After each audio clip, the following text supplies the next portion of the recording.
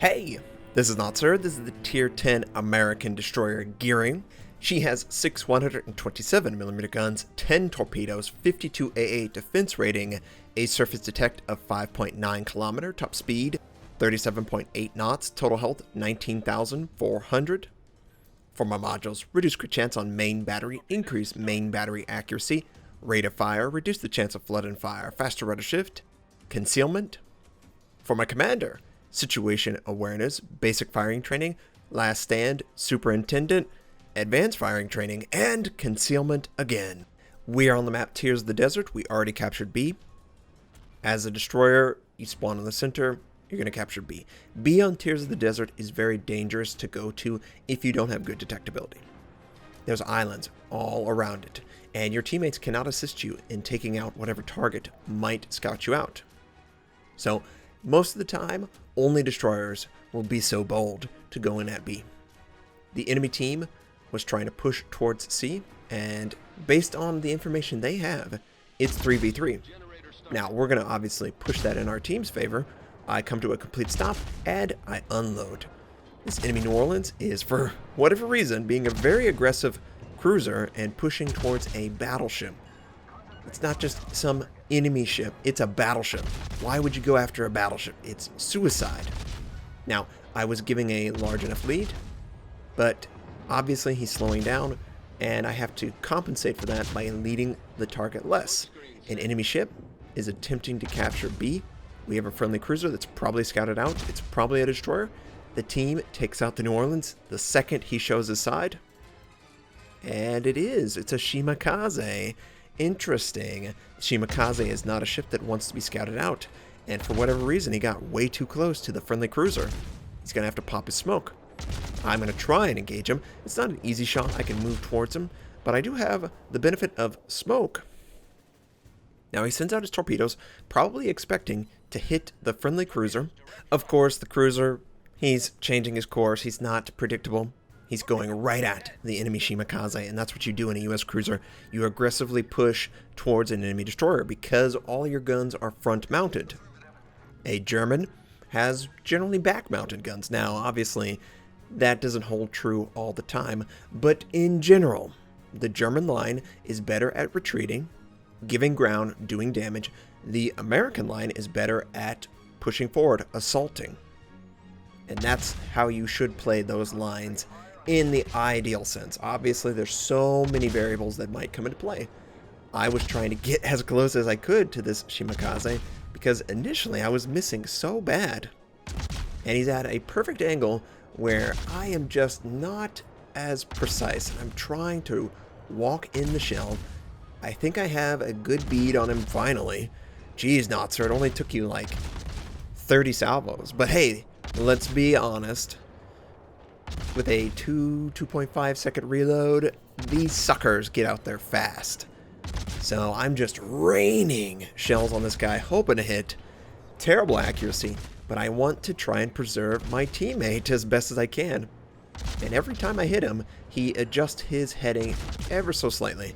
But now, he is in the worst position possible. Perfectly broadside. It's the easiest way for a destroyer to take him out. And I know I have been playing so much destroyer in ranked play. The friendly New Orleans is able to take him out. Probably going to die. 2 torpedoes. He does. Mutual destruction. It's good for us because a Shimakaze honestly is more powerful than a New Orleans. So that's a win for our team. And the New Orleans played it correctly. You have to be aggressive. The only thing he could probably do better is not put himself in position where the torpedoes would box him in. He has to sail directly at him. He has to change his course. He has to do all this while engaging the target. It's not easy, but it can be done. So the enemy has A, and it's obvious a destroyer because we see a last known position. In fact, he's there. But you notice where I'm sending my torpedoes. I'm sending towards the turrets. This is not a replay. This is live. I record live. That's why you see my rudder handling. That's why you see all this little extra detail that is honestly forgotten in replays, like selecting a aircraft target or secondaries or all that stuff. And you can see my cursor. So my intention was to go after the turrets, but he didn't want to do that. And the enemy destroyer sails right into the path of my torpedoes, which completely destroy him. It couldn't have worked out better. Honestly, I probably would not have taken out the battleship, but if I could take out a destroyer, I'll take that. Way more of a reward than the battleship could ever be. And the friendly destroyer is right there to pounce. Take A. Now, unfortunately, I can't be everywhere, right? I wish I could. Honestly, I wish I could. My teammates at sea have fallen. The enemy took C with a destroyer, and the only two that are alive is a friendly destroyer and a friendly battleship. The battleship has no interest in getting close to that destroyer. If the enemy destroyer can take out the friendly destroyer, we've got a problem. And a lot of the enemy cruisers just don't want to commit. Yeah, we got a problem. The enemy destroyer did just take out the friendly destroyer. So, it's a gearing too. Oh, that's just awful for the friendly battleship. Now, what can I do in this situation? I would like to maintain control over two bases. This is really weird to me. In ranked play, I have run into so many players that don't play the objective. It's like, we have an advantage. Don't throw your ship away. Stay by the objective. Force them to come and take the objective. Speaking of taking the objective, this enemy battleship, the Tirpitz, has been behind the island most of the game, and he overextended and put himself in a box. He can't get out of it without showing his ship. So what is he going to do? He's going to aggressively push, maybe send out his torpedoes. I'm going to try my best to assist in the destruction of his ship. Now, are we going to get the last tick? No, we don't. But we didn't really deserve it. Close quarters. Interesting. Who was that?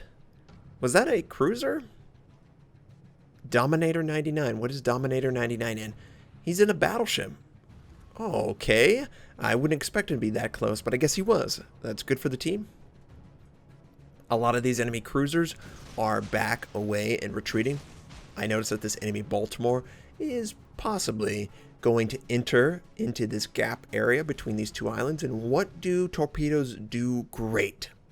They take up so much space.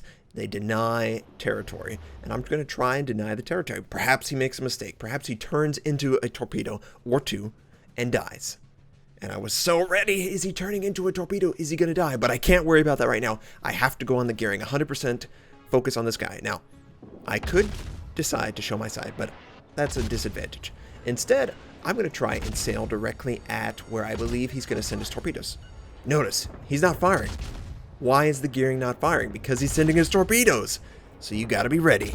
You have to be angled towards the ship, and here they come. He's ready to go again. He sent all of them.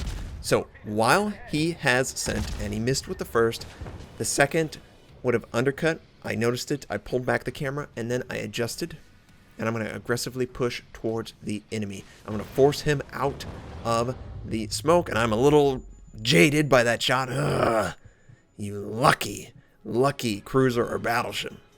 But that's okay. We got to live with the health. We're going to push. He doesn't have torpedoes, and he's in the exact same ship I am. The best case scenario, he can get it down to 130, 120. He doesn't have it up. And of course he expects this, but we're very, very, very thin. He is not. It's a much easier shot for me. We take the ship out. He does set us on fire. I'm going to burn for 15 seconds. I will have the opportunity to use my damage control before it is an issue. Remember, destroyers only take about 100 per second from a fire, and I think they can only have 3 fires on their ship. I'm not 100% on it, because it's very rare that you ever see 3 fires on a destroyer, but it's not a lot of damage, right? It's good. Now, I don't think we ever hit the Baltimore with our torpedoes. That is not ideal. He did a really good job of avoiding them, apparently, and my teammates couldn't take advantage of the enemy cruiser holding steady for the torpedo attack. And the enemy team has continued to move along their islands, trying to either move towards a base that they know they have and keep out the enemy, or just trying to salvage anything. A kill, 2 kills, whatever. Now, this enemy Donskoy, he's headed towards me. He's most definitely headed towards me. He doesn't see me, but he can infer that I'm in the area because I was capturing C. So I'm going to send my torpedoes with the expectation that eventually he's going to turn back towards his team. He doesn't want to progress too far. That was the expectation. That was the prediction. And he's getting a little close, and I was worried, it looks like he might turn back, but no. No, he's not. He's turning directly into the torpedoes, and the indicator didn't tell me this. This was just me feeling the enemy, and we hit what would have been 4 torpedoes. And look, we might actually hit on the Mogami. But I don't think there's going to be enough time, Notser. Come on! No, the torpedoes can't make it. And I was really happy about that. I did not make as many mistakes as I usually make in my gearing. Now we got 3 kills, 3 torpedo strikes, a base capture, over 500,000 credits earned, 2,755 base XP, and all that was is playing the objective and not overextending. We did around 54,000 points of damage, but that's not a lot. Most of my targets were destroyers that don't have a lot of health. I hope you enjoyed the game. I hope you have a fantastic day, and I'll catch you next time.